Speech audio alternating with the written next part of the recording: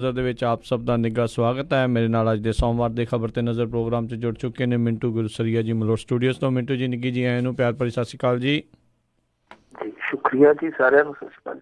ਸਾਡੇ ਅੱਜ ਦੇ ਪ੍ਰੋਗਰਾਮ ਖਬਰ ਤੇ ਨਜ਼ਰ ਉਸ ਨੂੰ ਸਪਾਂਸਰ ਕਰਦੇ ਨੇ ਖਾਲਸਾ ਇੰਸ਼ੋਰੈਂਸ ਏਜੰਸੀ ਵਾਲੇ, ਜਿਨ੍ਹਾਂ ਦੇ ਕੋਲੋਂ ਤੁਸੀਂ ਹਰ ਇੱਕ ਤਰੀਕੇ ਦੀ ਇੰਸ਼ੋਰੈਂਸ ਕਰਵਾ ਸਕਦੇ ਹੋ। ਪੂਰੇ ਅਮਰੀਕਾ ਭਰ ਦੇ ਵਿੱਚ ਇੰਸ਼ੋਰੈਂਸ ਕਰਦੇ ਨੇ। ਇੰਸ਼ੋਰੈਂਸ ਬਾਰੇ ਪਤਾ ਕਰਨ ਲਈ ਕਾਲ ਕਰੋ ਨੰਬਰ 408 272 2500। ਇਸ ਦੇ ਨਾਲ ਕ੍ਰਿਸ਼ਨ ਤਨੋਤਾ university, Satpal Singh Tracy, Jassi Gill Bakersfield, Major Singh Fresno, G and tyre and lube ਵਾਲੇ, ਜਿਨ੍ਹਾਂ ਕੋਲ ਤੁਸੀਂ truck wash, oil change, air brake ਦਾ ਕੰਮ ਕਰਵਾ ਸਕਦੇ ਹੋ। ਨਵੇਂ ਪੁਰਾਣੇ ਟਾਇਰ ਖਰੀਦ ਸਕਦੇ ਹੋ। ਸੈਂਟਾਨੈਲਾ ਮਡੇਰਾ 'ਚ ਲੋਕੇਸ਼ਨ ਨੇ। ਕਾਲ ਨਿੰਮਾ ਸਹੋਤਾ 209 277 0113। ਨਾਲ ਹੀ Chicago pizza with the twist, ਜਿਨ੍ਹਾਂ ਕੋਲ ਤੁਸੀਂ ਹਰ ਤਰ੍ਹਾਂ ਦਾ veg non veg Indian style pizza order ਕਰ ਸਕਦੇ ਹੋ। ਇਹਨਾਂ ਦੀ ਲੋਕੇਸ਼ਨਸ ਦੀ ਜਾਣਕਾਰੀ ਲਈ ਪੀਜ਼ਾ ਆਰਡਰ ਕਰਨ ਦੇ ਲਈ ਵੈਬਸਾਈਟ ਵਿਜ਼ਿਟ ਕਰੋ chicagopizzatwist.com। 15% ਡਿਸਕਾਊਂਟ ਦੇ ਲਈ ਕੂਪਨ ਕੋਡ 1313 ਇਸਤੇਮਾਲ ਕਰ ਸਕਦੇ ਹੋ। ਅਤੇ ਨਾਲ ਹੀ West Coast truck driving school Fresno ਵਾਲੇ, ਜਿਹੜੇ ਕਿ ਤੁਹਾਨੂੰ ਟਰੱਕ ਦਾ ਲਾਇਸੈਂਸ ਵਧੀਆ ਸਿਖਲਾਈ ਦੇ ਕੇ ਘੱਟ ਸਮੇਂ 'ਚ ਸਿਖਾਉਂਦੇ ਨੇ। ਉਸ ਦੇ ਬਾਰੇ ਜਾਣਕਾਰੀ ਲਈ ਕਾਲ ਅਜੀਤ ਅਟਵਾਲ 559 374 4541 ਜਾਂ ਫ੍ਰਾਂਸਿਸਕੋ ਰਵੇਰਾ 559 800 0590। ਇਹਨਾਂ ਸਾਰਿਆਂ ਦਾ ਬਹੁਤ ਬਹੁਤ ਧੰਨਵਾਦ। ਜੇਕਰ ਤੁਸੀਂ ਜਾਂ ਕੋਈ ਹੋਰ ਕਾਰੋਬਾਰ ਵੀ ਇਸ ਪ੍ਰੋਗਰਾਮ ਨੂੰ ਸਪਾਂਸਰ ਕਰਨਾ ਚਾਹੁੰਦੇ ਹੋ, ਸੰਪਰਕ ਕਰੋ 408 722 7698 ਦੇ ਉੱਤੇ। ਗੱਲਬਾਤ ਦਾ ਸਿਲਸਿਲਾ ਮਿੰਟੂ ਜੀ ਸ਼ੁਰੂ ਕਰਦੇ ਹਾਂ। ਕਹਿੰਦੇ ਵਿਜੇ ਮਾਲਿਆ ਨੂੰ ਜਿਹੜਾ ਆ ਉਹ ਭਾਰਤ ਦੇ ਹਵਾਲੇ ਕੀਤਾ ਜਾਵੇਗਾ ਯੂਕੇ ਵੱਲੋਂ ਹਰੀ ਝੰਡੀ। ਕਮਾਲ ਦੀ ਗੱਲ ਹੈ ਕਿ ਵਿਜੇ ਮਾਲਿਆ ਉਰਫ ਮਾਲਿਆ ਭਾਗਲੀਆ ਇੰਡੀਆ ਦੇ ਵਿੱਚ ਆ ਰਿਹਾ ਤੇ ਇਹਨਾਂ ਨੇ ਹੁਣ ਤੱਕ ਕੋਈ ਪ੍ਰਬੰਧ ਨਹੀਂ ਕੀਤਾ, ਸ਼ਾਇਦ ਇਸ ਕਰਕੇ ਕਿਉਂਕਿ ਹਾਲੇ ਵੀ ਉਹਦੇ ਕੋਲ ਇੱਕ ਆਪਸ਼ਨ ਆ। ਕਿਉਂਕਿ ਵੈਸੇ ਤੇ ਖਬਰ ਆਈ ਜਾਂਦੀ ਹੈ ਕਿ ਬਹੁਤ ਲੰਮਾ ਸਮਾਂ ਪਹਿਲਾਂ ਕਿ ਆਰਥਰ ਰੋਡ ਜੇਲ੍ਹ ਨੂੰ ਸਜਾਇਆ ਜਾ ਰਿਹਾ, ਸੰਵਾਰਿਆ ਜਾ ਰਿਹਾ, ਕਿਉਂਕਿ ਵਿਜੇ ਮਾਲਿਆ ਨੂੰ ਉੱਥੇ ਰੱਖਿਆ ਜਾ ਸਕਦਾ। ਪਰ ਹਾਲੇ ਇੱਥੇ ਹੁਣ ਹਾਲ ਦੀ ਘੜੀ ਪ੍ਰਬੰਧ ਢਿੱਲੇ ਆ, ਕਿਉਂਕਿ ਹਾਲੇ ਉਹਦੇ ਕੋਲ ਇੱਕ ਆਪਸ਼ਨ ਆ ਕਿ 40 ਦਿਨਾਂ ਦੇ ਅੰਦਰ ਅੰਦਰ ਇਸ ਫੈਸਲੇ ਦੇ ਉਲਟ ਅਪੀਲ ਪਾ ਸਕਦਾ ਹੈ। ਸੋ ਲਿਹਾਜ਼ਾ ਇਸ ਕਰਕੇ ਉਡੀਕ ਕੀਤੀ ਜਾ ਰਹੀ ਹੈ ਇਹਨਾਂ 40 ਦਿਨਾਂ ਦੀ ਕਿ ਕੀ ਉਹ ਅਪੀਲ ਪਾਉਂਦਾ। ਫਿਰ ਉਸ ਤੋਂ ਬਾਅਦ ਇਹ ਵੇਖਿਆ ਜਾਊਗਾ ਕਿ ਜੇ ਅਪੀਲ ਪੈਂਦੀ ਹੈ ਤਾਂ ਉਹਦਾ ਡਿਸੀਜਨ ਕੀ ਆਉਂਦਾ।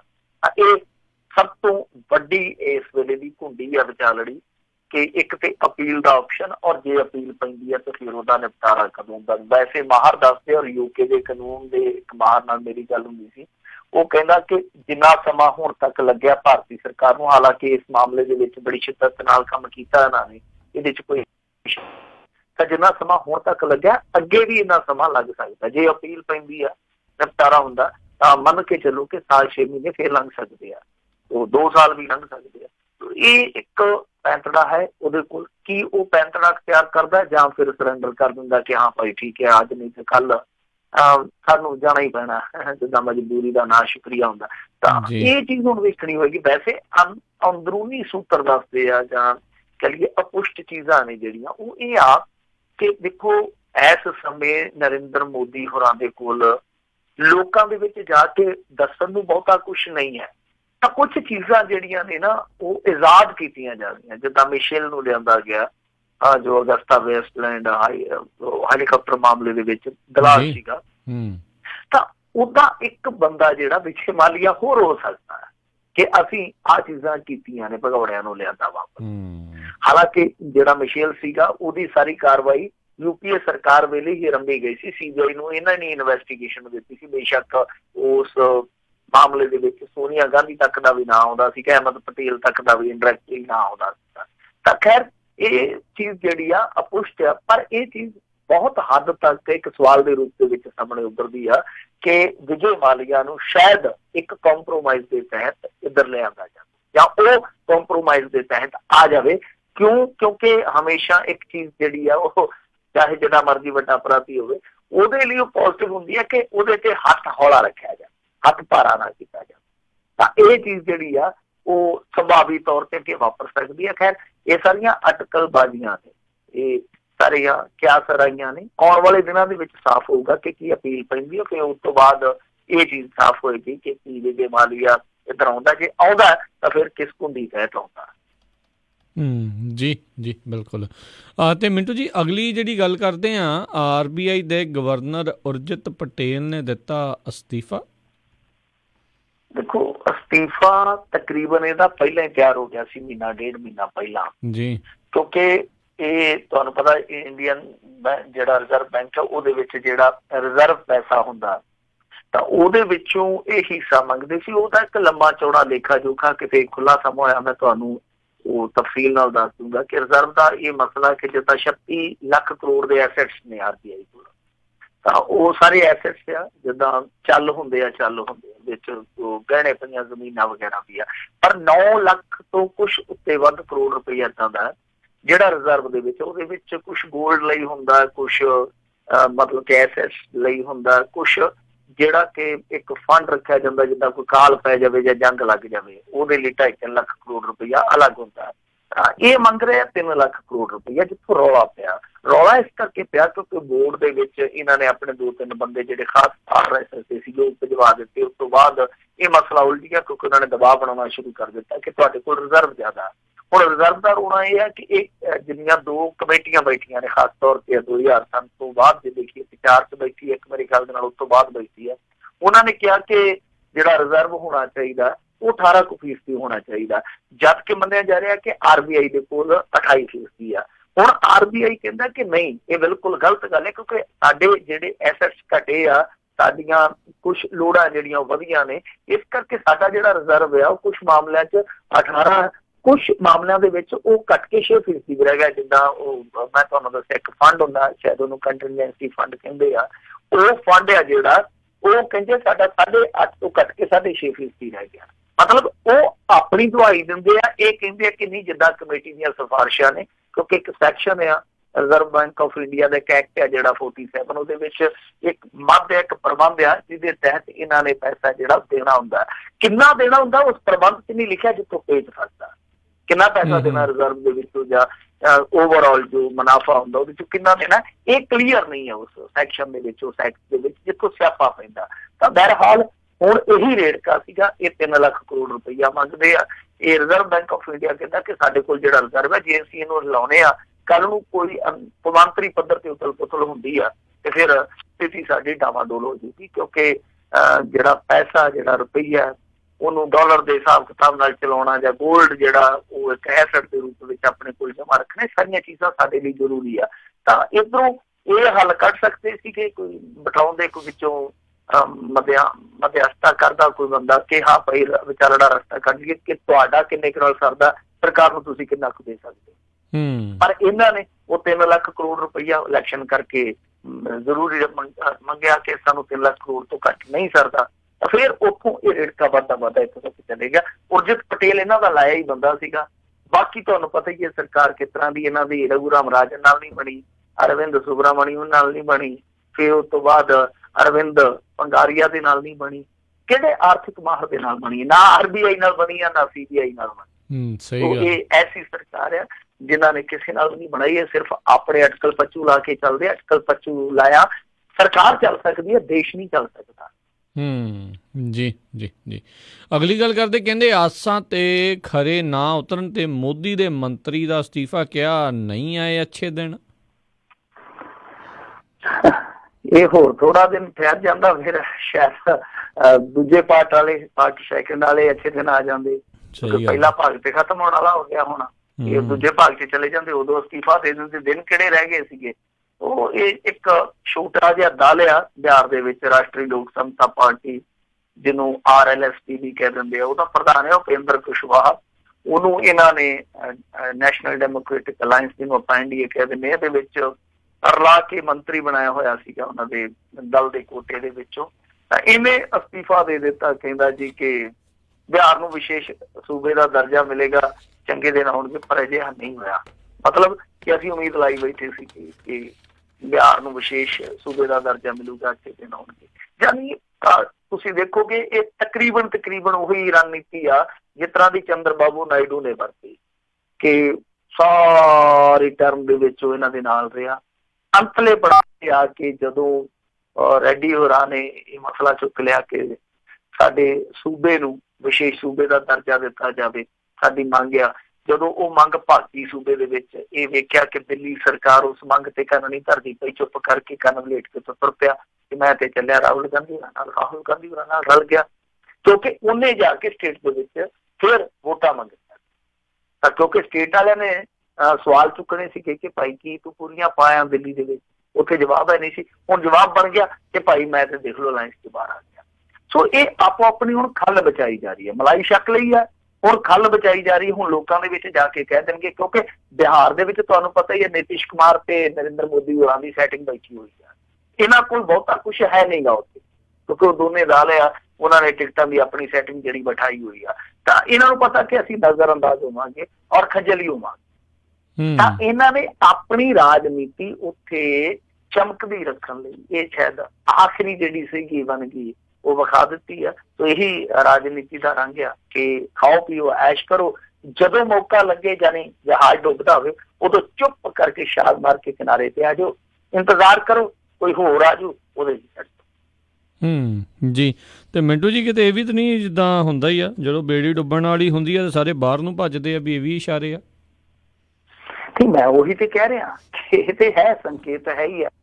ਮੈਂ ਜਿਵੇਂ ਤੁਹਾਨੂੰ ਕਹਿ ਰਿਹਾ ਕਿ ਹਰੇਕ ਬੰਦਾ ਹੁਣ ਆਪਣੇ ਆਪਣੇ ਗੱਲ ਵਿਚਾਰ ਰਿਹਾ। ਇੱਥੇ ਦੋ ਬੀਬੀਆਂ ਨੇ ਤਾਂ ਐਲਾਨ ਕਰ ਦਿੱਤਾ, ਬਹੁਤ ਵੱਡੀਆਂ ਇਹਨਾਂ ਦੀਆਂ ਨੇਤਨੀਆਂ, ਉਹਨਾਂ ਨੇ ਕਿਹਾ ਕਿ ਅਸੀਂ ਚੋਣ ਹੀ ਨਹੀਂ ਲੜਨੀ। ਉਮਾ ਭਾਰਤੀ ਨੇ ਵੀ ਕਹਿਤਾ, ਕਿਉਂਕਿ ਉਮਾ ਭਾਰਤੀ ਗੰਗਾ ਦੀ ਸਫਾਈ ਦੇ ਮਾਮਲੇ ਦੇ ਵਿੱਚ ਬਹੁਤ ਕੁਝ ਸਾਫ਼ ਕਰ ਗਈ, ਪਰ ਹੋਇਆ ਕੁਛ ਵੀ ਨਹੀਂ। ਉਹਨੇ ਵੀ ਐਲਾਨ ਕਰ ਦਿੱਤਾ ਕਿ ਮੈਂ ਚੋਣ ਨਹੀਂ ਲੜੂੰਗੀ।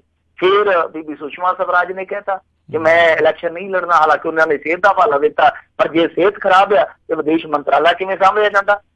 ਸਹੀ ਗੱਲ, ਇਹ ਉਦੋਂ ਕੀ ਜਾ ਕੇ ਖਰਾਬ ਹੋਣੀ ਹੈ ਨਾ ਜੀ। ਅਗਲੀ ਜਿਹੜੀ ਇਹ ਗੱਲ ਕਰਦੇ, ਕਹਿੰਦੇ ਅਕਾਲੀ ਦਲ ਵੱਲੋਂ ਰਖਵਾਏ ਪਾਠ ਦਾ ਜਿਹੜੀ ਭੋਗ ਪਿਆ ਤੇ ਕਹਿੰਦੇ ਬਾਦਲ ਹੁਣਾਂ ਨੇ ਹੱਥ ਜੋੜ ਕੇ ਸੰਗਤ ਤੋਂ ਮੰਗੀ ਮਾਫੀ, ਤੇ ਪਤਾ ਲੱਗਾ ਕਿਸ ਚੀਜ਼ ਦੀ ਮਾਫੀ ਮੰਗੀ ਗਈ? ਨਹੀਂ, ਇਹ ਤਾਂ ਭੇਤ ਹੀ ਬਣਿਆ ਰਿਹਾ ਅੱਜ ਵੀ।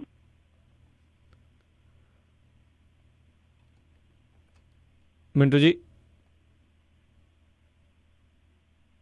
ਜੀ ਲੱਗਦਾ ਆਵਾਜ਼ ਦੇ ਵਿੱਚ ਕੋਈ ਦਿੱਕਤ ਆ, ਤੇ ਸਰੋਤਿਓ ਇੱਦਾਂ ਹੀ ਜੁੜੇ ਰਹੋ। ਮੈਂ ਦੁਬਾਰਾ ਜਿਹੜਾ ਉਹਨਾਂ ਦੇ ਨਾਲ ਆਪਾਂ ਕਨੈਕਟ ਕਰਦੇ ਹਾਂ, ਮਿਲਦੇ ਹਾਂ ਇੱਕ ਜਿਹੜਾ ਜੀ, ਇੱਦਾਂ ਜੁੜੇ ਰਹੋ।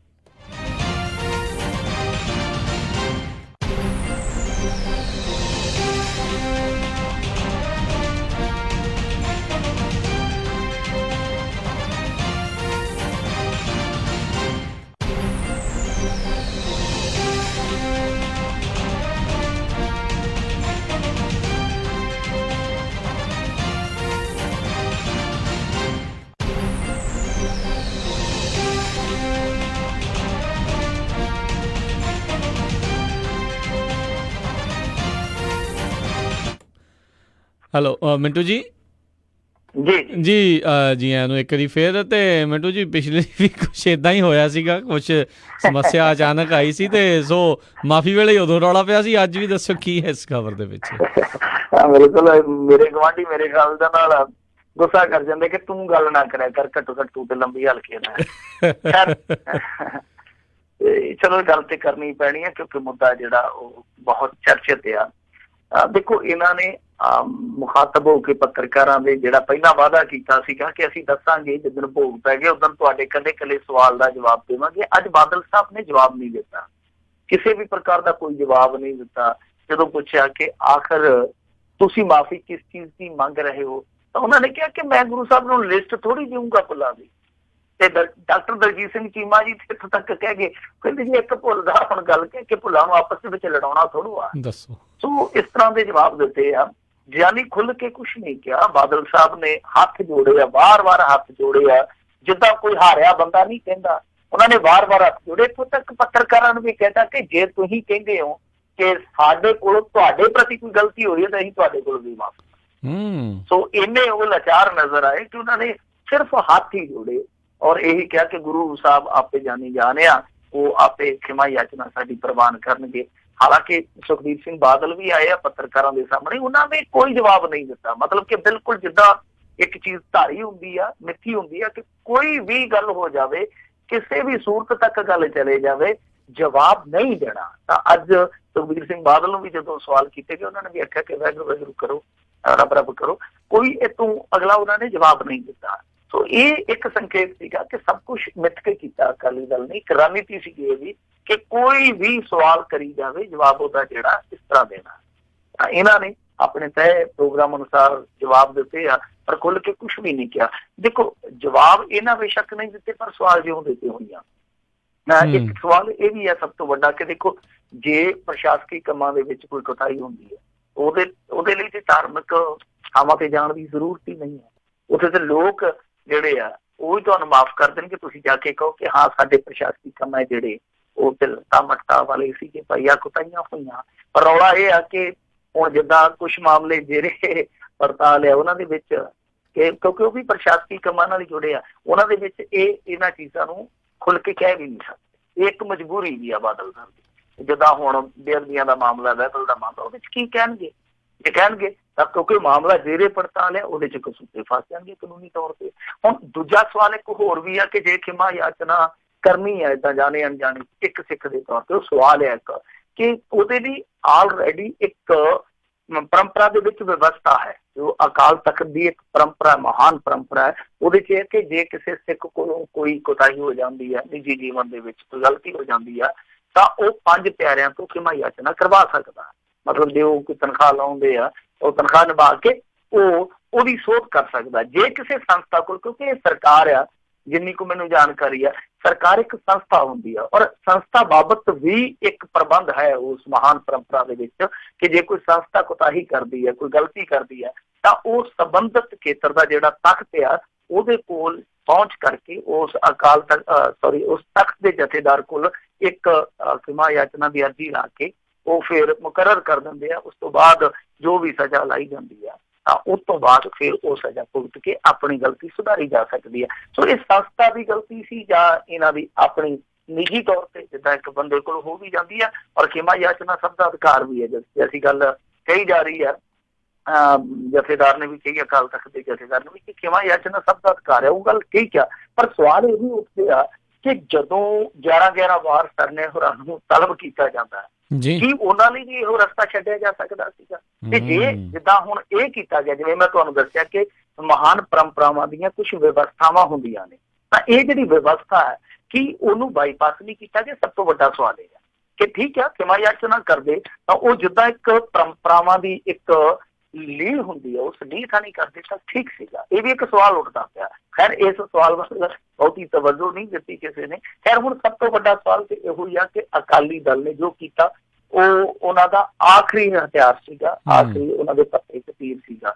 ਤਾਂ ਇਹਦਾ ਹੁਣ ਅੱਗੋਂ ਰਿਸਪੌਂਸ ਕਿੱਦਾਂ ਦਾ ਮਿਲਣਾ, ਇਹ ਸਭ ਤੋਂ ਵੱਡਾ ਸਵਾਲ ਆ।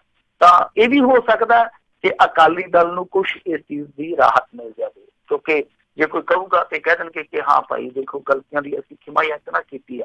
ਹਾਂ ਇਹ ਵੀ ਹੋ ਸਕਦਾ ਕਿ ਲੋਕਾਂ ਦੇ ਮਨਾਂ ਦੇ ਵਿੱਚ ਉਹ ਧਾਰਨਾ ਪੱਕੀ ਵੀ ਹੋ ਜਾਵੇ ਕਿ ਹਾਂ ਇਹਨਾਂ ਨੇ ਗੁਨਾਹ ਕੀਤੇ ਆ, ਜਿਨ੍ਹਾਂ ਗੁਨਾਹਾਂ ਦੀ ਹੁਣ ਤੱਕ ਸਿਰਫ ਦੂਸ਼ਣਬਾਜ਼ੀ ਹੁੰਦੀ ਹੈ, ਦੋਸ਼ ਸਿੱਧ ਨਹੀਂ ਹੋਏ, ਦੋਸ਼ ਲੱਗਦੇ ਆ, ਇਲਜ਼ਾਮ ਤਰਾਸ਼ੀ ਹੁੰਦੀ ਹੈ, ਤਾਂ ਫਿਰ ਉਹ ਪਰਸੈਪਸ਼ਨ ਬਣੀ ਹੈ ਜਿਹੜੀ ਪਰਸੈਪਸ਼ਨ ਗੂੜੀ ਵੀ ਹੋ ਸਕਦੀ ਹੈ। ਦੋਨੇ ਚੀਜ਼ਾਂ ਵਾਪਰ ਸਕਦੀਆਂ। ਸੋ ਅਕਾਲੀ ਦਲ ਨੇ ਜੋ ਇਹ ਖਿਮਾ ਯਾਚਨਾ ਕੀਤੀ ਹੈ, ਉਹ ਖਿਮਾ ਯਾਚਨਾ ਸਿਰਫ ਚਰਚਾ ਦਾ ਵਿਸ਼ਾ ਹੀ ਨਹੀਂ ਹੈ, ਅੱਗੇ ਜਾ ਕੇ ਰਾਜਨੀਤੀ ਦਾ ਇੱਕ ਮੋੜਾ ਵੀ ਹੈ। ਕਿਉਂਕਿ ਦੇਖੋ ਬਰਗਾੜੀ ਮੋਰਚਾ ਉਹ ਤੁਹਾਨੂੰ ਪਤਾ ਕਿਸ ਮੋੜ ਤੇ ਜਾ ਕੇ ਖਤਮ ਹੋਇਆ। ਇਨਸਾਫ ਮਾਰਚ ਜਿਹੜਾ ਚੱਲਦਾ ਪਿਆ, ਜੋ ਕਿਆਫਾ ਲਾਇਆ ਜਾ ਰਿਹਾ ਸੀ ਉਹਦੇ ਮੁਤਾਬਕ ਉਹਨੂੰ ਹੁੰਗਾਰਾ ਨਹੀਂ ਮਿਲ ਰਿਹਾ। ਆਮ ਆਦਮੀ ਪਾਰਟੀ ਹਾਸ਼ੀਆਗ੍ਰਸਤ ਹੋ ਰਹੀ ਹੈ। ਇਹਨਾਂ ਸਾਰੀਆਂ ਚੀਜ਼ਾਂ ਨੂੰ ਵੇਖੀਏ ਤਾਂ ਇਹ ਬੜੀ ਦਿਲਚਸਪ ਹੈ ਖਿਮਾ ਯਾਚਨਾ ਕਿ ਕੀ ਅਕਾਲੀ ਦਲ ਪ੍ਰਤੀ ਜਿਹੜੀ ਲੋਕਾਂ ਦੀ ਪਰਸੈਪਸ਼ਨ ਆ ਉਹ ਗਾੜੀ ਹੋਊਗੀ ਜਾਂ ਥੋੜੀ ਬਹੁਤ ਇਹਨਾਂ ਨੂੰ ਰਾਹਤ ਮਿਲੂਗੀ। ਜੇ ਰਾਹਤ ਮਿਲਦੀ ਹੈ ਫਿਰ ਦਿਲਚਸਪ ਹੋ ਜਾਏਗਾ ਸਿਨਾਰੀਓ ਰਾਜਨੀਤੀ। ਜੀ ਜੀ ਜੀ ਤੇ ਤੁਸੀਂ ਜਿਹੜਾ ਬਰਗਾੜੀ ਮੋਰਚੇ ਦੀ ਗੱਲ ਕੀਤੀ ਆ ਮਿੰਟੂ ਜੀ, ਕਾਫੀ ਜਿਹੜੇ ਸਰੋਤੇ ਆ ਉਸ ਦੇ ਬਾਰੇ ਅਪਡੇਟ ਵੀ ਜਿਹੜਾ ਲੈਣਾ ਚਾਹੁੰਦੇ ਹੀ ਹੋਣੇ ਆ। ਵੈਸੇ ਧਿਆਨ ਸਿੰਘ ਮੰਡ ਹੋਣਾ ਦਾ ਬਿਆਨ ਤਾਂ ਆਇਆ, ਕਹਿੰਦੇ ਨਵੀਂ ਦਿਸ਼ਾ ਦੇ ਰਹੇ ਆ। ਦੇਖੋ ਦਿਸ਼ਾ, ਉਹ ਰਾਜਨੀਤਿਕ ਦਿਸ਼ਾ ਦੀ ਗੱਲ ਕਰੀ ਜਾਂਦੇ ਆ ਤੇ ਲੋਕੀ ਪਹਿਲਾਂ ਹੀ ਉਸ ਦਿਸ਼ਾ ਨੂੰ ਮੰਨ ਕੇ ਚੱਲਦੇ ਸੀਗੇ ਕਿ ਰਾਜਨੀਤੀ ਵਾਲੀ ਦਿਸ਼ਾ ਜ਼ਿਆਦਾ ਤੈਅ ਕਰੂਗੇ। ਅੱਜ ਉਹਨਾਂ ਨੇ ਸਰੋਪਿਆਂ ਵਾਸਤੇ ਸੰਗਤ ਨੂੰ ਸੱਦਿਆ ਸੀਗਾ, ਕੁਛ ਢਾਡੀ ਜਥੇ ਆਏ ਵੀ ਆ, ਕਹਿੰਦੇ ਆ ਕਿ ਬਹੁਤੀ ਸੰਗਤ ਨਹੀਂ ਉੱਥੇ ਅੱਜ ਪਹੁੰਚੀ। ਔਰ ਕੱਲ ਹੀ ਵਿਰੋਧ ਹੋਣਾ ਸ਼ੁਰੂ ਹੋ ਗਿਆ ਸੀ, ਨਾਅਰੇਬਾਜ਼ੀ ਵੀ ਹੋਈ ਆ, ਇਹਨਾਂ ਨੇ ਟਿਕਾਇਆ। ਫਿਰ ਉਹ ਤੁਸੀਂ ਉਹ ਦੇਖੀ ਹੋਣੀ, ਫੋਟੋ ਵੀ ਦੇਖੀ ਹੋਣੀ ਆ। ਰੁਪਈਆਂ ਵਾਲੀ ਪੋਟਲੀ ਰੱਖ ਲਈ, ਕਹਿੰਦੇ ਕਿ 1 ਕਰੋੜ 48 ਲੱਖ ਰੁਪਈਆ ਆਇਆ ਸੀਗਾ ਫੰਡ, 1 ਕਰੋੜ 26 ਲੱਖ ਆ 22 ਲੱਖ ਪਿਆ, ਜਿਹਨੇ ਲੈ ਜਾਣਾ ਲੈ ਜਾਓ, ਸਾਨੂੰ ਤੇ ਮੋਹ ਦੇ ਨਾਲ ਮਾਇਆ ਦੇ ਨਾਲ ਕੋਈ ਮੋਹ ਨਹੀਂ ਹੈਗਾ। ਤੇ ਮੁੜ ਕੇ ਦੱਸਦੇ ਕਿ ਇਹਨਾਂ ਦੇ ਆਪਦੇ ਬੰਦੇ ਹੀ ਲੈ ਗਏ ਚੁੱਕ ਕੇ। ਇਹ ਸਾਰੀਆਂ ਚੀਜ਼ਾਂ ਜਿਵੇਂ ਉੱਥੇ ਵਾਪਰੀਆਂ, ਉੱਥੇ ਸੰਗਤ ਲੂਣ ਚੱਕੀ ਫਿਰਦੀ ਸੀ, ਐਡੇ ਢੇਲੇ ਸੀਗੇ ਕਿ ਤੁਹਾਨੂੰ ਲੂਣ ਚਟਾਵਾਂਗੇ, ਅੱਗੇ ਤੁਸੀਂ ਗੁਟਕੇ ਦੀ ਸਹੁੰ ਚੁੱਕ ਕੇ ਤੇ ਮਾਨ ਰੱਖਿਆ ਨੀਗਾ, ਸਰਕਾਰ ਵਾਲਿਆਂ ਨੂੰ ਕਹਿ ਰਹੇ ਸੀਗੇ। ਸੋ ਸਰਕਾਰ ਤੇ ਉਸ ਸਰਕਾਰ ਤੇ ਭਰੋਸਾ ਜਿਹਦਾ ਮੁਖੀ ਗੁਟਕੇ ਦੀ ਸਹੁੰ ਚੁੱਕ ਕੇ ਕੱਖ ਨਹੀਂ ਕਰ ਸਕਿਆ, ਜਿਨ੍ਹਾਂ ਨੇ ਇੰਨੇ ਵਾਅਦੇ ਕੀਤੇ ਉਹਦੇ ਵਿੱਚ ਕੁਝ ਵੀ ਨਹੀਂ ਹੋਇਆ। ਉਹਦੇ ਤੇ ਜੇ ਯਕੀਨ ਹੀ ਕਰਨਾ ਸੀਗਾ ਤੇ ਫਿਰ ਮੋਰਚਾ ਲਾਉਣ ਦੀ ਕੀ ਜ਼ਰੂਰਤ ਸੀਗੀ? ਮੰਗ ਪੱਤਰ ਲੈ ਕੇ ਚਲੇ ਜਾਂਦੇ, ਉਹਨਾਂ ਨੇ ਭਰੋਸਾ ਤਾਂ ਵੀ ਦੇ ਦੇਣਾ ਸੀ। ਅਸੀਂ ਵੀ ਗਏ ਸੀਗੇ 4 ਕੁ ਜਾਣੇ, ਸਾਨੂੰ ਵੀ ਤਾਂ ਭਰੋਸਾ ਹੀ ਦਿੱਤਾ ਸੀਗਾ ਕਿ ਕਹਿੰਦੇ ਕੱਢ ਦਿਆਂਗੇ 15 ਦਿਨਾਂ ਚ। ਸੋ ਇਹ ਸਾਰੀਆਂ ਚੀਜ਼ਾਂ ਜਿਹੜੀਆਂ ਨੇ ਉਹ ਧਿਆਨ ਸਿੰਘ ਮੰਡ ਹੋਰਾਂ ਦੀ ਜਿਹੜੀ ਆਪਾਂ ਕਹਿ ਸਕਦੇ ਹਾਂ ਕਿ ਕ੍ਰੈਡੀਬਿਲਿਟੀ ਹੁੰਦੀ ਹੈ ਜਿਹੜੀ, ਉਹਨਾਂ ਨੂੰ ਸ਼ੱਕੀ ਕਰਕੇ ਗਈ ਆ। ਸੋ ਇਹ ਬਰਗਾੜੀ ਮੋਰਚਾ ਜਿਸ ਮੁਕਾਮ ਤੇ ਖਤਮ ਹੋਣਾ ਚਾਹੀਦਾ ਸੀ, ਉਸ ਮੁਕਾਮ ਤੇ ਖਤਮ ਨਹੀਂ ਹੋਇਆ। ਕਿਉਂਕਿ ਜਿੱਦਾਂ ਇੱਕ ਮੈਂ ਤੁਹਾਨੂੰ ਉਦਾਹਰਨ ਦੇ ਦਿੰਦਾ, ਇਹ ਹੁਣ ਲੋਲੀਪੌਪ ਆ, ਇਹ ਕਹਿੰਦੇ ਜੀ ਕਿ ਬੰਦੀ ਸਿੰਘਾਂ ਦੀ ਰਿਹਾਈ ਇੱਕ ਮੁੱਖ ਮੁੱਦਾ। ਬੰਦੀ ਸਿੰਘਾਂ ਦੀ ਰਿਹਾਈ ਦੇਖੋ, ਬਾਦਲ ਵੇਲੇ ਇਹ ਗੱਲ ਸਪਸ਼ਟ ਹੋ ਗਈ ਸੀ ਕਿ ਪੰਜਾਬ ਦੀਆਂ ਜੇਲ੍ਹਾਂ ਦੇ ਵਿੱਚ ਕੋਈ ਬੰਦਾ ਏਦਾਂ ਦਾ ਹੈ ਨਹੀਂਗਾ। ਪਰ ਬਾਦਲ ਸਾਹਿਬ ਨੇ ਬਕਾਇਦਾ ਕਿਹਾ ਸੀਗਾ ਕਿ ਭਾਈ ਤੁਸੀਂ ਲਿਖਤ ਦੇ ਦਿਓ, ਮੈਂ ਉਹ ਬੰਦਾ ਰਿਹਾ ਕਰਵਾ ਦਿੰਦਾ। ਹੋਰ ਦੱਸੋ, ਤਾਂ ਉਦੋਂ ਲੱਗਿਆ ਸੀਗਾ ਕਿ ਕੋਈ ਬੰਦਾ ਹੈ ਨਹੀਂ। ਤੇ ਇੱਕਾ ਦੁੱਕਾ ਸ਼ਾਇਦ ਕੋਈ ਹੁਣ ਉਹਨਾਂ ਨੂੰ ਪੈਰੋਲ ਦਿੱਤੀ ਗਈ ਹੋਵੇ, ਪਰ ਬਹੁਤੇ ਬੰਦੇ ਆ ਜਿਹੜੇ ਬੰਦੀ ਸਿੰਘ ਆ ਜਿਹੜੇ, ਉਹ ਹੈਗੇ ਬਾਹਰਲੀਆਂ ਜੇਲ੍ਹਾਂ ਦੇ ਵਿੱਚ। ਉਹਦੇ ਬਾਬਤ ਇਹ ਕਹਿੰਦੇ ਜੇ ਅਸੀਂ ਪੱਤਰ ਲਿਖਿਆ। ਹੁਣ ਦੇਖੋ ਯੂਪੀ ਦੇ ਵਿੱਚ ਭਾਰਤੀ ਜਨਤਾ ਪਾਰਟੀ ਸਰਕਾਰ ਹੈ, ਉਹਨਾਂ ਤੇ ਤੁਹਾਡੇ ਪੱਤਰ ਦਾ ਕੀ ਅਸਰ ਆ? ਰਾਜਸਥਾਨ ਦੇ ਵਿੱਚ ਜਾਂ ਹੋਰ ਇਹੋ ਜਿਹੀ ਸਟੇਟ ਜਿੱਥੇ ਤੁਹਾਡੀ ਸਰਕਾਰ ਹੈ ਨਹੀਂ, ਉਹ ਤੁਹਾਡੇ ਪੱਤਰ ਨੂੰ ਕੀ ਜਾਣਦੇ ਆ? ਔਰ ਇਹ ਸਾਰਾ ਕੁਛ ਜਿਹੜਾ ਕੇਂਦਰ ਦੀ ਦਖਲਅੰਦਾਜ਼ੀ ਤੋਂ ਬਿਨਾਂ ਨਹੀਂ ਹੋਣਾ, ਇਹ ਸਭ ਤੋਂ ਵੱਡਾ ਸਵਾਲ ਆ। ਤਾਂ ਇਹ ਚੀਜ਼ਾਂ ਜਿਹੜੀਆਂ ਨੇ ਉਹ ਇੱਕ ਥਾਂ ਤੇ ਪਈਆਂ, ਉਹ ਹਾਲੇ ਜਿਉਂਦੀਆਂ ਤਿਉਂ ਕੋਈ ਮਸਲਾ ਉਹਨਾਂ ਦਾ ਹੱਲ ਨਹੀਂ ਹੈ। ਫਿਰ ਬੇਅਦਬੀਆਂ ਦੇ ਦੋਸ਼ੀਆਂ ਦੀ ਗੱਲ ਹੈ ਜਿਹੜੀ, ਜਦੋਂ ਤੱਕ ਮਾਮਲਾ ਕੋਰਟ ਦੇ ਵਿੱਚ ਆ, ਇਹ ਹਾਲਾਂਕਿ ਕਹਿੰਦੇ ਆ ਕਿ ਅਸੀਂ ਵਕੀਲਾਂ ਦਾ ਪੈਨਲ ਗਠਨ ਕੀਤਾ ਜੀ, ਉਹਦਾ ਤਾਂ ਉਹ ਜਲਦੀ ਤੋਂ ਜਲਦੀ ਸਾਰਾ ਕੁਛ ਕਰਾਊਗਾ, ਪਰ ਜਦੋਂ ਤੱਕ ਉਹ ਮਾਮਲਾ ਜ਼ੇਰੇ ਸੁਣਵਾਈ ਅਦਾਲਤ ਦੇ ਵਿੱਚ, ਅਦਾਲਤ ਤੋਂ ਉੱਤੇ ਅਦਾਲਤ ਫਿਰ ਹੈ ਸੁਪਰੀਮ ਕੋਰਟ ਦੀ, ਉਹ ਪੁਲਸੀਏ ਜਿਹੜੇ ਉਹ ਸੁਪਰੀਮ ਕੋਰਟ 'ਚ ਚਲੇ ਜਾਣਗੇ। ਜਦੋਂ ਤੱਕ ਇਹ ਅਦਾਲਤੀ ਫੇਰ ਚੱਲਦਾ ਪਿਆ, ਉਦੋਂ ਤੱਕ ਤੁਸੀਂ ਕਿਵੇਂ ਭਰੋਸਾ ਲੈ ਸਕਦੇ ਹੋ ਕਿ ਹਾਂਜੀ ਸਾਰੇ ਬੇਅਦਬੀ ਦੇ ਦੋਸ਼ੀ ਫੜੇ ਜਾਣਗੇ? ਕਿਉਂਕਿ ਤੁਹਾਡੀ ਨਜ਼ਰ ਦੇ ਵਿੱਚ, ਤੁਹਾਡੇ ਅਨੁਸਾਰ ਸਭ ਤੋਂ ਵੱਡਾ ਦੋਸ਼ੀ ਤਾਂ ਬਾਦਲ ਪਰਿਵਾਰ ਹੈ। ਸੋ ਇਹ ਚੀਜ਼ਾਂ ਜਿਹੜੀਆਂ ਨੇ ਉਹ ਆਪਣੇ ਆਪ ਦੇ ਵਿੱਚ ਬੜੀਆਂ ਵਿਰੋਧਾਭਾਸ ਵਾਲੀਆਂ। ਖੈਰ ਜੋ ਵੀ ਹੋਇਆ, ਬਰਗਾੜੀ ਦਾ ਮੋਰਚਾ ਚੱਲਿਆ ਸੀਗਾ, ਲੋਕਾਂ ਨੇ, ਸੰਗਤ ਨੇ ਬਹੁਤ ਸਾਥ ਦਿੱਤਾ, ਪਰ ਜਿਸ ਤਰੀਕੇ ਨਾਲ ਖਤਮ ਕੀਤਾ ਗਿਆ ਉਹ ਤਰੀਕਾ ਬਹੁਤ ਲੋਕਾਂ ਨੂੰ ਰਾਸ ਨਹੀਂ ਆਇਆ। ਜੀ ਜੀ ਜੀ ਅਗਲੀ ਜਿਹੜੀ ਮਿੰਟੂ ਜੀ ਗੱਲ ਕਰਦੇ ਹਾਂ, ਕਹਿੰਦੇ ਕਰਤਾਰਪੁਰ ਲਾਂਘੇ ਨੂੰ ਪਾਕਿਸਤਾਨ ਫੌਜ ਦੀ ਵੱਡੀ ਸਾਜ਼ਿਸ਼ ਦੱਸਣ ਤੇ ਜਿਹੜੇ ਆਮ ਆਦਮੀ ਪਾਰਟੀ ਵੱਲੋਂ ਕੈਪਟਨ ਦੇ ਉੱਤੇ ਹੁਣ ਵੱਡਾ ਹਮਲਾ। ਦੇਖੋ, ਕੈਪਟਨ ਅਮਰਿੰਦਰ ਸਿੰਘ ਨੇ ਕੱਲ ਇੱਕ ਬਿਆਨ ਦਿੱਤਾ ਸੀਗਾ ਕਿ ISI ਦੀ ਸਾਜ਼ਿਸ਼ ਕਰਕੇ ਹੀ ਇਹ ਸਾਰਾ ਕੁਛ ਕੀਤਾ ਜਾ ਰਿਹਾ, ਮਤਲਬ ਕਿ ਕੋਰੀਡੋਰ ਆ ਜਿਹੜਾ ਗਲਿਆਰਾ, ਇਹ ISI ਦੀ ਸਾਜ਼ਿਸ਼ ਆ ਪੰਜਾਬ ਦੇ ਵਿੱਚ ਅੱਤਵਾਦ ਨੂੰ ਪਨਪਾਉਣ ਵਾਸਤੇ, ਅੱਤਵਾਦ ਨੂੰ ਸੁਰਜੀਤ ਕਰਨ ਵਾਸਤੇ। ਸੋ ਇਹ ਜਿਹੜਾ ਬਿਆਨ ਸੀਗਾ ਆਪਣੇ ਆਪ ਦੇ ਵਿੱਚ ਬਹੁਤ ਸੰਜੀਦਾ, ਜਿੱਦਾਂ ਕਹੀਏ ਕਿ ਬਹੁਤ ਗੰਭੀਰਤਾ ਵਾਲਾ ਬਿਆਨ ਸੀਗਾ। ਉਸ ਤੋਂ ਬਾਅਦ ਰਾਜਨੀਤੀ ਇੱਥੇ ਸ਼ੁਰੂ ਹੋਣੀ ਸੀਗੀ। ਹਾਲਾਂਕਿ ਸੁਨੀਲ ਜਾਖੜ ਨੇ ਪੋਚਾ ਮਾਰਿਆ, ਉਹ ਆਂਦਾ ਕਿ ਨਹੀਂ ਜੀ ਇਹ ਸਿਰਫ ਸ਼ੰਕਾ ਜਤਾਇਆ ਗਿਆ ਕੈਪਟਨ ਅਮਰਿੰਦਰ ਸਿੰਘ ਵੱਲੋਂ, ਜਦ ਕਿ ਅੱਜ ਜਿੰਨੇ ਵੀ ਅਖਬਾਰਾਂ ਦੇ ਵਿੱਚ ਤੁਸੀਂ ਇਹ ਬਿਆਨ ਪੜ੍ਹੋਗੇ, ਉਹਦੀ ਸਾਰੀ ਜੋ ਵੀ ਪਰਿਭਾਸ਼ਾ ਆਉਂਦੀ ਹੈ ਉਹ ਇਸੇ ਤਰ੍ਹਾਂ ਦੀ ਆਉਂਦੀ ਹੈ ਕਿ ISI ਦੀ ਸਾਜ਼ਿਸ਼ ਆ। ਤਾਂ ਇਹਨਾਂ ਨੇ ਹੁਣ ਸਫਾਈ ਦਿੱਤੀ ਹੈ, ਬਾਵਜੂਦ ਇਸ ਤੇ ਆਮ ਆਦਮੀ ਪਾਰਟੀ ਵਾਲਿਆਂ ਨੇ ਜਿਹੜਾ ਉਹ ਤਿੱਖਾ ਪ੍ਰਤੀਕਰਮ ਦਿੱਤਾ। ਇਹਨਾਂ ਨੇ ਸਾਰਾ ਕੁਛ ਜਿਹੜਾ ਉਹ ਕੈਪਟਨ ਅਮਰਿੰਦਰ ਸਿੰਘ ਤੇ ਸੁੱਟਿਆ ਕਿ ਇਹੋ ਜਿਹੀਆਂ ਗੱਲਾਂ ਕਰਨੀਆਂ ਇਸ ਵੇਲੇ ਸਹੀ ਨਹੀਂ ਹੈ। ਪਰ ਸਭ ਤੋਂ ਵੱਡੀ ਗੱਲ ਤੇ ਇਹ ਹੈ ਕਿ ਜੇ ISI ਦੀ ਸਾਜ਼ਿਸ਼ ਸੀਗੀ ਤੇ ਤੁਹਾਡਾ ਖੁਦ ਦਾ ਇੱਕ ਮੈਂਬਰ ਪਾਰਲੀਮੈਂਟ, ਕੇਂਦਰ ਦੇ 2 ਵਜ਼ੀਰ ਉਸ ਸਾਜ਼ਿਸ਼ ਦੇ ਵਿੱਚ ਸ਼ਾਮਲ ਹੋਣ ਕਿਉਂ ਗਏ ਸੀ? ਇਹ ਸਭ ਤੋਂ ਵੱਡਾ ਸਵਾਲ ਆ। ਔਰ ਇਹਨਾਂ ਦਾ ਜਿਹੜਾ MP ਆ ਗੁਰਜੀਤ ਸਿੰਘ ਔਜਲਾ, ਉਹ ਤੇ ਜਲ ਲੈ ਕੇ ਗਿਆ ਕਿ ਜੀ ਉੱਥੇ ਬਾਬੇ ਨਾਨਕ ਦੀ ਧਰਤੀ ਦਾ ਸ਼ੁੱਧੀਕਰਨ ਕਰਨਾ। ਜਿਹੜੀ ਬਾਬੇ ਨਾਨਕ ਦੀ ਧਰਤੀ ਹੋਈ ਉਹਦਾ ਸ਼ੁੱਧੀਕਰਨ ਤੂੰ ਕੀ ਕਰੇਗਾ? ਸੋ ਇਸ ਤਰ੍ਹਾਂ ਦੀਆਂ ਗੱਲਾਂ ਜਿਹੜੀਆਂ ਉਹ ਇਹਨਾਂ ਤੇ ਆਪਣੇ ਤੇ ਢੁਕਦੀਆਂ ਸਵਾਲ ਬਣ ਕੇ ਕਿ ਤੁਸੀਂ ਉਸ ਸਾਜ਼ਿਸ਼ ਦਾ ਹਿੱਸਾ ਕਿਉਂ ਬਣੇ? ਤੁਹਾਡਾ ਤਾਂ ਸਿੱਧੂ ਸਾਹਿਬ ਵੀ ਗਿਆ ਸੀਗਾ। ਸੋ ਇਹ ਸਾਰੀਆਂ ਚੀਜ਼ਾਂ ਜਿਹੜੀਆਂ ਨੇ ਉਹ ਬਹੁਤ ਹੀ ਹਾਸੋਹੀਣੀਆਂ ਜਿਹੀਆਂ ਲੱਗਦੀਆਂ ਜਦੋਂ ਇਸ ਤਰ੍ਹਾਂ ਦੀ ਰਾਜਨੀਤੀ ਕਰਦੇ ਆ ਕਿ ਹਾਲੇ ਤੱਕ ਉਹ ਗਲਿਆਰਾ ਬਣਿਆ ਨਹੀਂ, ਹਾਲੇ ਤੱਕ ਉਸ ਗਲਿਆਰੇ ਦੇ ਵਿੱਚੋਂ ਕੋਈ ਲਾਂਘਾ ਚੱਲਿਆ ਨਹੀਂ, ਹਾਲੇ ਤੱਕ ਕੋਈ ਐਸੀ ਗਤੀਵਿਧੀ ਨਹੀਂ ਜਿਹਦਾ ਕੋਈ ਤੱਥ, ਜਿਹਦਾ ਕੋਈ ਪ੍ਰਮਾਣ, ਜਿਹਦਾ ਕੋਈ ਸਬੂਤ ਇਹਨਾਂ ਦੇ ਕੋਲ ਹੋਵੇ ਜਿਹਦੇ ਆਧਾਰ ਤੇ ਆਖਣ ਕਿ ਇਸ ਤਰ੍ਹਾਂ ਦੀ ਕੋਈ ਸਾਜ਼ਿਸ਼ ਆ। ਬਿਨਾਂ ਗੱਲ ਤੋਂ ਵਾਹੀਆਤ ਗੱਲਾਂ ਕੀਤੀ ਜਾਣੀਆਂ। ਮੇਰੇ ਖਿਆਲ ਦੇ ਨਾਲ ਇਸ ਮਾਮਲੇ ਤੇ ਜਿੰਨੀ ਘਟੀਆ ਰਾਜਨੀਤੀ ਕੈਪਟਨ ਅਮਰਿੰਦਰ ਸਿੰਘ ਨੇ ਕੀਤੀ ਉਹ ਹੋਰ ਕਿਸੇ ਨੇ ਨਹੀਂ ਕੀਤੀ। ਜੀ ਜੀ ਜੀ ਅਗਲੀ ਜਿਹੜੀ ਗੱਲ ਕਰਦੇ ਹਾਂ, ਗੁਰਦੁਆਰੇ ਤੇ ਕਹਿੰਦੇ ਇੱਕ ਮੁੱਖ ਸੇਵਾਦਾਰ ਦਾ ਕਤਲ ਕਰਕੇ ਗਊਸ਼ਾਲਾ ਦੇ ਨੇੜੇ ਦੱਬੀ ਲਾਸ਼। ਇਹ ਸੰਘੇੜਾ ਪਿੰਡ ਆ, ਬਰਨਾਲੇ ਦੇ ਲਾਗੇ, ਬਹੁਤ ਮਸ਼ਹੂਰ ਪਿੰਡ ਆ। ਇੱਥੇ ਇੱਕ ਗੁਰਦੁਆਰਾ, ਵੈਸੇ ਗੁਰਦੁਆਰਾ ਟਾਹਲੀ ਸਾਹਿਬ ਕਹਿ ਦਿੰਦੇ ਆ, ਕਿ ਉੱਥੋਂ ਦਾ ਮੁੱਖ ਸੇਵਾਦਾਰ ਸੀਗਾ ਜਿਹੜਾ ਬਾਬਾ ਅਜੈਬ ਸਿੰਘ ਸੀਗਾ, ਸ਼ਾਇਦ ਉਹਦਾ ਨਾਮ। ਉਹ 4 ਦਸੰਬਰ ਤੋਂ ਲਾਪਤਾ ਸੀਗਾ। ਅੱਜ ਉਹਦੀ ਲਾਸ਼ ਹੈ ਜਿਹੜੀ ਉਹ ਗਊਸ਼ਾਲਾ ਦੇ ਪਿੱਛੇ ਮਿਲੀ ਆ। ਵੈਸੇ ਕੁਝ ਲੋਕ ਤੇ ਦੱਸਦੇ ਆ ਕਿ ਇਹ ਪੈਸੇ ਕਰਕੇ ਕਤਲ ਕੀਤਾ ਗਿਆ ਵਾ। ਪੁਲਿਸ ਦੂਸਰੇ ਐਂਗਲ ਤੋਂ ਵੀ ਦੇਖਦੀ ਪਈ ਆ, ਦੂਸਰੀਆਂ ਥਿਊਰੀਆਂ ਤੇ ਵੀ ਕੰਮ ਕਰਦੀ ਪਈ ਆ। ਮਤਲਬ ਕਿ ਕੋਈ ਫਿਰਕਾ ਪ੍ਰਸਤੀ ਦਾ ਮਾਜ਼ਰਾ ਤਾਂ ਨਹੀਂ, ਕੋਈ ਨਿੱਜੀ ਰੰਜਿਸ਼ ਦਾ ਮਾਜ਼ਰਾ ਤਾਂ ਨਹੀਂ। ਵੈਸੇ ਉਹ ਸੇਵਾਦਾਰ ਹੈ ਜਿਹੜੇ ਨਾਲ ਦੇ, ਉਹ ਦੱਸਦੇ ਆ ਕਿ ਬਾਬਾ ਜੀ ਪਹਿਲਾਂ ਵੀ ਕਈ ਵਾਰ ਚਲੇ ਜਾਂਦੇ ਸੀ ਬਿਨਾਂ ਦੱਸੇ ਤੋਂ, ਪਰ ਐਤਕੀ ਉਹ ਆਏ ਨਹੀਂ ਪਰਤ ਕੇ, ਅੱਗੇ ਆ ਜਾਂਦੇ ਸੀ। ਕਿ ਫਿਰ ਸ਼ੱਕ ਹੋਇਆ, ਫਿਰ ਪਤਾ ਲੱਗਿਆ ਕਿ ਕੁਝ ਬੰਦੇ ਉਹਨਾਂ ਨੂੰ ਬੁਲਾ ਕੇ ਲੈ ਕੇ ਗਏ। ਉਹਨਾਂ ਦੀ ਇਨੋਵਾ ਗੱਡੀ ਜਿਹੜੀ ਉਹ ਬਰਾਮਦ ਕਰ ਲਈ ਗਈ ਸੀ। ਬਾਅਦ ਦੇ ਵਿੱਚ ਇਹ ਬੰਦੇ ਫੜ ਲਏ ਗਏ ਜਿਨ੍ਹਾਂ ਦੀ ਨਿਸ਼ਾਨਦੇਹੀ ਤੇ ਲਾਸ਼ ਹੈ ਜਿਹੜੀ ਬਰਾਮਦ ਕਰ ਲਈ ਗਈ ਆ। ਯਾਨੀ ਕਤਲ ਕਿਉਂ ਕੀਤਾ ਗਿਆ, ਵਜ੍ਹਾ ਰੰਜਿਸ਼ ਕੀ ਸੀਗੀ, ਲਾਲਚ ਕੀ ਸੀਗਾ, ਕੀ ਭਾਵਨਾ ਸੀਗੀ, ਉਹਦੇ ਬਾਰੇ ਪੁਲਿਸ ਨੇ ਕੁਝ ਸਪਸ਼ਟ ਨਹੀਂ ਕੀਤਾ ਕਿਉਂਕਿ ਮਾਮਲਾ ਥੋੜਾ ਜਿਹਾ ਸੈਂਸਿਟਿਵ ਹੈ ਸ਼ਾਇਦ ਇਸ ਕਰਕੇ। ਤਾਂ ਇਹ ਸਪਸ਼ਟ ਹੋਣ 'ਚ ਥੋੜੀ ਦੇਰ ਲੱਗੂਗੀ, ਪਰ ਜੋ ਵੀ ਹੋਇਆ ਬਹੁਤ ਮੰਦਭਾਗਾ ਹੋਇਆ। ਕੋਈ ਸੇਵਾਦਾਰ ਇਸ ਤਰ੍ਹਾਂ ਸੇਵਾ ਕਰਦਾ, ਉਹਦਾ ਕੋਈ ਦੋਸ਼ ਨਹੀਂ ਹੈ, ਤਾਂ ਉਹਨੂੰ ਫੜ ਕੇ ਇਸ ਤਰ੍ਹਾਂ ਨਿਰਦੋਸ਼ ਨੂੰ ਮਾਰ ਦੇਣਾ, ਉਹਦੀ ਹੱਤਿਆ ਕਰ ਦੇਣੀ ਬਹੁਤ ਹੀ ਸਿਰੇ ਦੀ ਘਿਨਾਉਣੀ ਹਰਕਤ ਆ। ਬਿਲਕੁਲ ਜੀ। ਅਗਲੀ ਗੱਲ ਕਰਦੇ ਮਿੰਟੂ ਜੀ, ਕਹਿੰਦੇ ਫੌਜੀ ਨੇ ਬੱਸ ਅਗਵਾ ਕੀਤੀ, ਪੁਲਿਸ ਤੇ ਵੀ ਹਮਲਾ। ਤੇ ਫੌਜੀ ਨੂੰ ਜੋਸ਼ ਕੁਛ ਜ਼ਿਆਦਾ ਹੀ ਆ ਗਿਆ, ਇਹਨੇ ਬਹੁਤ ਜ਼ਿਆਦਾ ਭੁਚਾਲ ਲਿਆਂਦਾ ਉੱਥੇ ਮਾਝੇ ਦੇ ਵਿੱਚ। ਮਾਝੇ ਵਾਲੇ ਤੁਹਾਨੂੰ ਪਤਾ ਥੋੜੇ ਜਿਹੇ ਵੈਸੇ ਹੀ ਜਸ਼ੀਲੇ ਹੁੰਦੇ ਆ। ਤੇ ਫੌਜੀ ਛੁੱਟੀ ਆਇਆ ਸੀਗਾ ਆਪਣੇ ਪਰਿਵਾਰ ਦੇ ਨਾਲ, ਕਿਤੇ ਕਾਰ ਤੇ ਤੁਰਿਆ ਜਾਂਦਾ ਸੀਗਾ, ਰਾਹ ਦੇ ਵਿੱਚ ਕਿਸੇ ਬੱਸ ਦੇ ਨਾਲ ਮਾੜੀ ਮੋਟੀ ਕਾਰ ਖਹਿ ਗਈ। ਇਹਨੇ ਫਿਰ ਕਾਰ ਅੱਗੇ ਉਸ ਲਾਰੀ ਦੇ ਲਾ ਕੇ ਉਹਨੂੰ ਰੋਕ ਲਿਆ। ਸਵਾਰੀਆਂ ਸਾਰੀਆਂ ਨੂੰ ਆਖਿਆ ਕਿ ਥੱਲੇ ਉਤਰ ਜਾਓ, ਕਿਰਪਾਨ ਕੱਢ ਲਈ। ਕਹਿੰਦਾ ਜਿਹੜਾ ਨਾ ਉਤਰਿਆ ਤੇ ਫਿਰ ਉਹਦੇ ਨਾਲ ਮੈਂ ਹਿਸਾਬ ਕਿਤਾਬ ਕਰ ਦੂੰਗਾ। ਇਹ ਸਵਾਰੀਆਂ ਉਤਰ ਗਈਆਂ ਕਿ ਇਹਦਾ ਕੋਈ ਪਤਾ ਨਹੀਂ ਹੈ ਕਿ ਚਲਾਵੀਂ ਮਾਰਦੇ ਕਿਸੇ ਦੇ। ਫਿਰ ਉਸ ਤੋਂ ਬਾਅਦ ਜਿਹੜਾ ਡਰਾਈਵਰ ਕੰਡਕਟਰ ਸੀ ਉਹਨਾਂ ਨੂੰ ਗੁੱਛੀ ਕਰਕੇ ਕਹਿੰਦਾ ਇੱਥੇ ਬਹਿ ਜਾਓ ਨਾਲ ਤੇ ਲਿਆਓ ਫੜਾਓ ਚਾਬੀ ਮੈਨੂੰ। ਬੱਸ ਮੋੜ ਕੇ ਆਪਦੇ ਪਿੰਡ ਨੂੰ ਠਿੱਲ ਦਿੱਤੀ। ਇਹਦਾ ਪਿੰਡ ਰਿਹਾ ਚੀਮਾ ਹੇਠਲੇ ਪਾਸੇ ਆ। ਜਦੋਂ ਤਰਨ ਤੋਂ ਪੱਟੀ ਨੂੰ ਜਾਈਏ ਉਦੋਂ ਹੇਠਲੇ ਪਾਸੇ ਬਾਰਡਰ ਵਾਲੀ ਸਾਈਡ ਨੂੰ ਚੀਮਾ ਆ ਜਾਂਦਾ, ਤਾਂ ਉਧਰ ਨੂੰ ਇਹਨੇ ਦਬਲ ਦਿੱਤੀ ਬੱਸ। ਰਸਤੇ ਦੇ ਵਿੱਚ ਦੱਸਦੇ ਇੱਕ ਪੁਲਿਸ ਨਾਕਾ ਸੀ, ਉਹਦੇ ਉੱਤੇ ਜਿਹੜੇ ਬੈਰੀਕੇਡ ਪਏ ਸੀਗੇ ਚੁੱਕ ਕੇ ਉਹ ਵੀ ਵਿੱਚ ਮਾਰੇ। ਫਿਰ ਜਿਹੜੀਆਂ ਸਵਾਰੀਆਂ ਉਤਾਰੀਆਂ ਸੀਗੀਆਂ ਉਹਨਾਂ ਨੇ ਪੁਲਿਸ ਵਾਲਿਆਂ ਨੂੰ ਸੂਚਿਤ ਕੀਤਾ ਕਿ ਇੱਕ ਫੌਜੀ ਆ ਜਿਹੜਾ ਉਹ ਆਪ ਹੀ ਲੈ ਗਿਆ ਬੱਸ ਦਬਲ ਕੇ, ਨਾਲ ਡਰਾਈਵਰ ਕੰਡਕਟਰ ਵੀ ਆ। ਜਦੋਂ ਪੁਲਿਸ ਮੌਕੇ ਤੇ ਪਹੁੰਚੀ ਇਹਨੇ ਉਹ ਲੈ ਕੇ ਤਲਵਾਰ ਉਹਨਾਂ ਤੇ ਵੀ ਹਮਲਾ ਕਰ ਦਿੱਤਾ। ਦੱਸਦੇ ਆ ਕਿ 2 ਜਣੇ ਪੁਲਿਸ ਵਾਲੇ ਜਿਹੜੇ ਉਹ ਵੀ ਰੰਗ ਕੱਟੇ ਔਰ ਉਹ ਵੀ ਜੇਰੇ ਇਲਾਜ ਆ।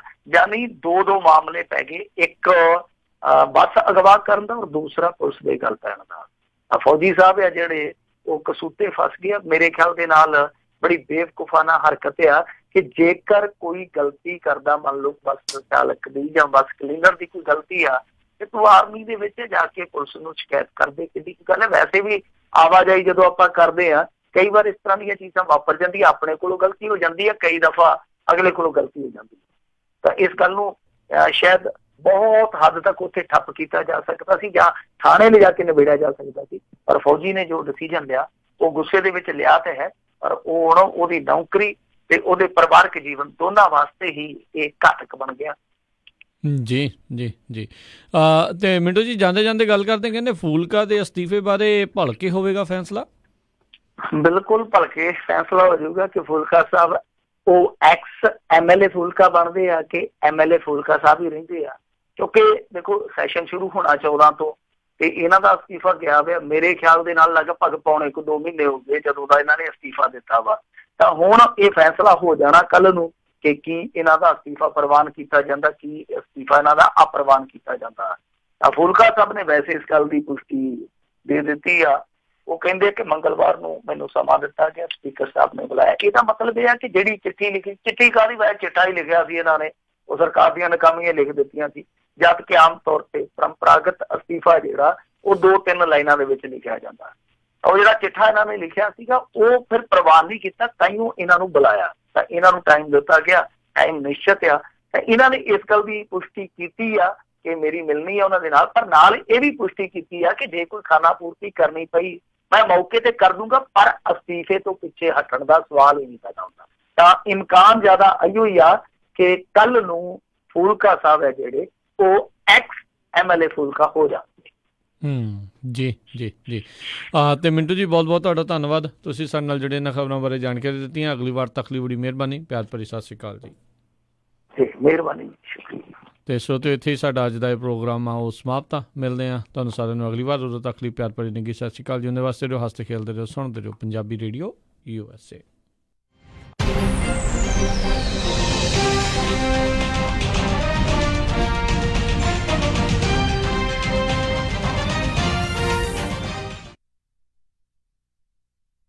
ਸ਼ਾਬਾਸ਼ ਡਿੰਪੀ, ਪਿਛਲੇ ਕੁਝ ਦਿਨਾਂ ਤੋਂ ਦੇਖ ਰਿਹਾ ਆ ਬੜੇ ਟਾਈਮ ਨਾਲ ਆਉਂਦਾ ਆ, ਪੂਰੀ ਫੁਰਤੀ ਨਾਲ ਕੰਮ ਕਰਦਾ ਆ ਤੇ ਖੁਸ਼ ਵੀ ਰਹਿਣ ਲੱਗ